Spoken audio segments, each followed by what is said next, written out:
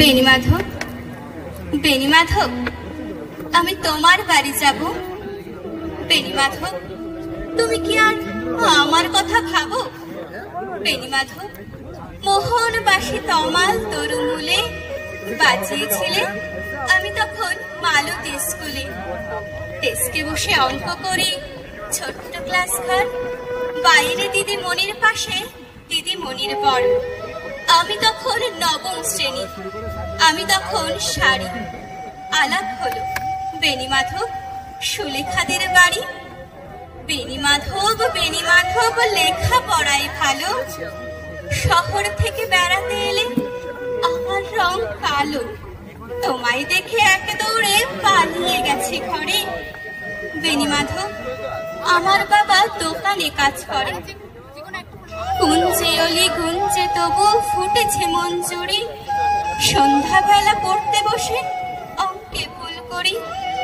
আমি তখন নবম শ্রেণী, আমি তখন 16। ব্রিজের ধারে বেণীমাধব লুকিয়ে দেখা হলো। বেণীমাধব, বেণীমাধব, এতদিনের পরে সত্যি বলো, সেসব কথা এখনো মনে পড়ে? এসব কথা বলেছ তুমি তোমার প্রেমিকাকে।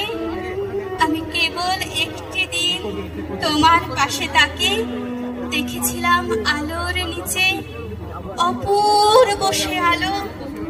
স্বীকার করি দুজনকেই মানিয়েছিল ভালো।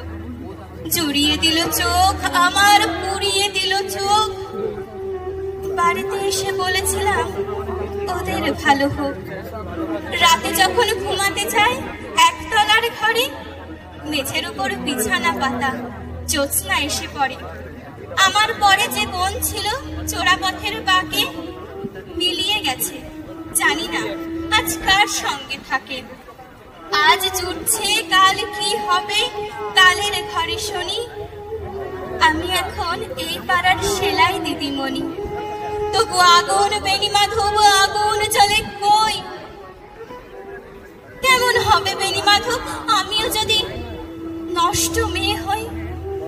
কেমন হবে বেণীমাধব আমিও যদি নষ্ট মেয়ে হই? নমস্কার।